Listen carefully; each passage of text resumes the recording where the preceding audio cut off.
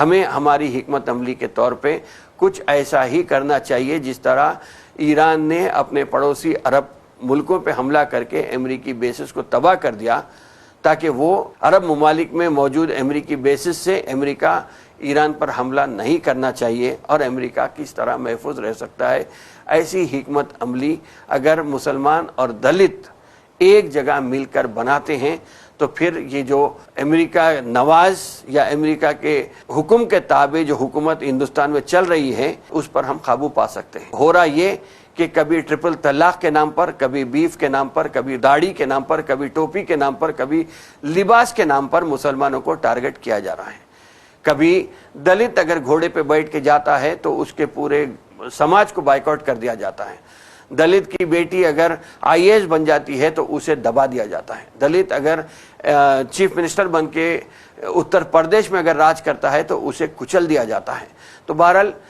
ऐसा ही सुलूक दलितों के साथ और मुसलमानों के साथ हो रहा। तो हम अगर मिल बैठकर अगर ऐसी हिकमत अमली बनाएं जिससे कि हम हिंदुस्तान की हुकूमत को, मैं ये हिंदुस्तान को नहीं कह रहा हूँ, मैं हिंदुस्तान की जालिम हुकूमत को रोकने के लिए हम हमारी हिकमत अमली ऐसी बनाना चाहिए कि वो कहीं ना कहीं हमें भी हमारे वजूद का एहसास दिलाने के लिए उनको हमारी अहमियत दिखाना ज़रूरी है। और अहमियत दिखाने के लिए चाहे हमारी माशी हिकमत अमली हो, समाजी हिकमत अमली हो या समाजी यकजहती हो हिंदुस्तान में, जो अब तक इतने सालों से हिंदू, मुस्लिम, सिख, ईसाई, दलित, क्रिश्चियन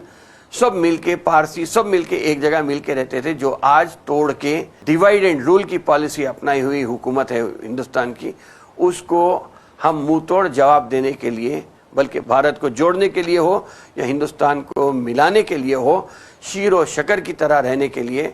पूरे हिंदुस्तान में फिर से अपने पुराने हिंदुस्तान में भाईचारगी का माहौल बनाने के लिए दलित को और मुसलमान को मिलकर एक ऐसी हिकमत अमली तैयार करना पड़ेगा ताकि वो आज की मौजूदा जालिम हुकूमत हमें हमारी अहमियत को समझते हुए हमारे सामने झुकने के लिए तैयार हो जाए। 2 करोड़ सिख लोग मिलके जब फार्म बिल्स को वापस करा सकते हैं तो मैं समझता हूँ कि 17 करोड़ दलित, 56 करोड़ बीसीज और 14 करोड़ या 15 करोड़ माइनॉरिटीज़ मिलके